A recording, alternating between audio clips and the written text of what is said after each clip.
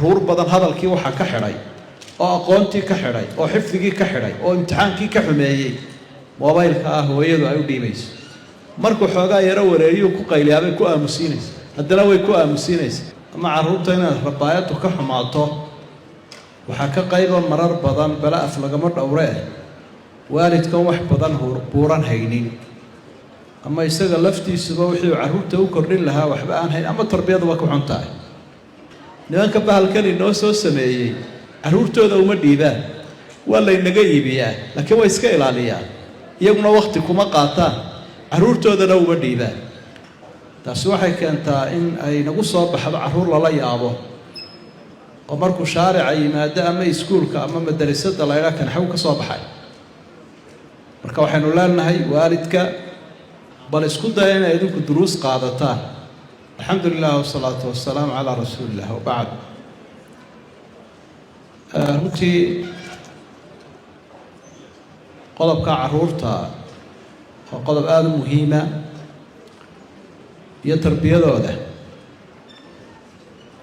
waana fanni ka mida fanniyada barashada u baahan tarbiyadu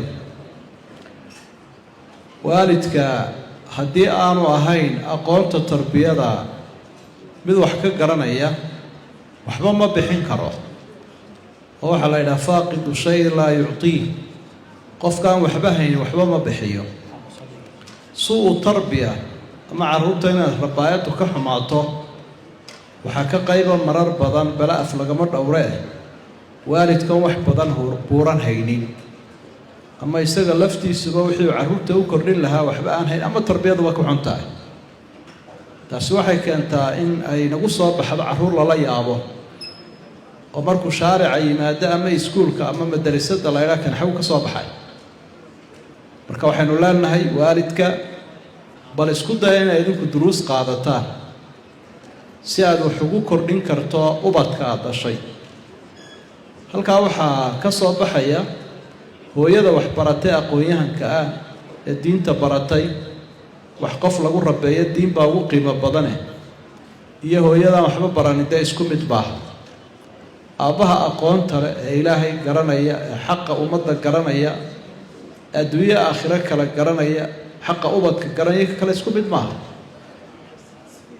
markaa waalidka dardaarankaaynu siinaynaa waxa weeye duruustii waa kuwa bannaanka yaalla dowraadkii baa soconaya ama siminaarradii culimmadu idiin kordhinayeen masjid walba culumtii baa ka baxaysa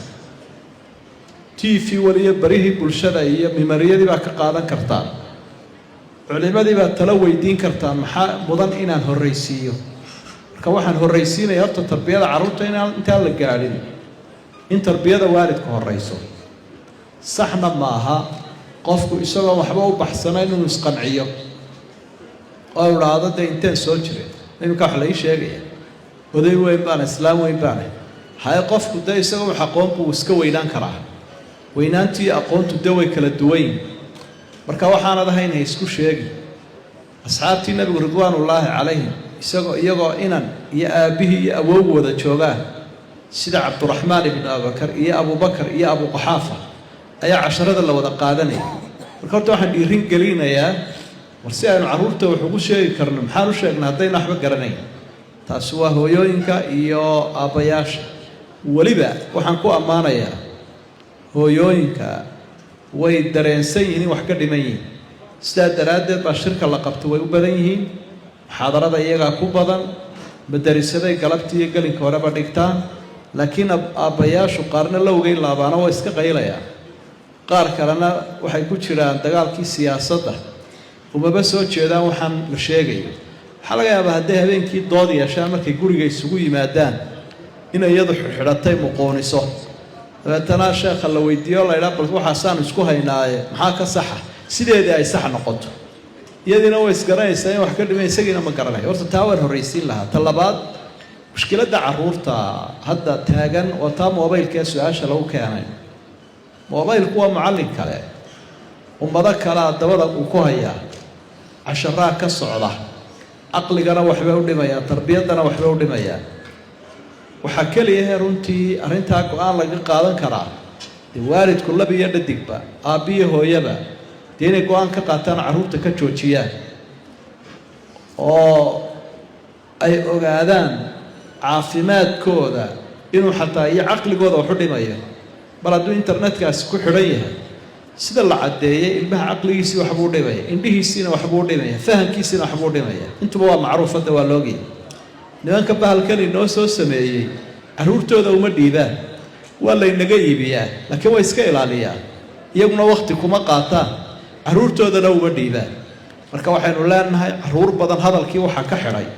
oo aqoontii ka xidhay oo xifdigii ka xidhay oo imtixaankii ka xumeeyey mobaylka ah hooyadu ay u dhiibayso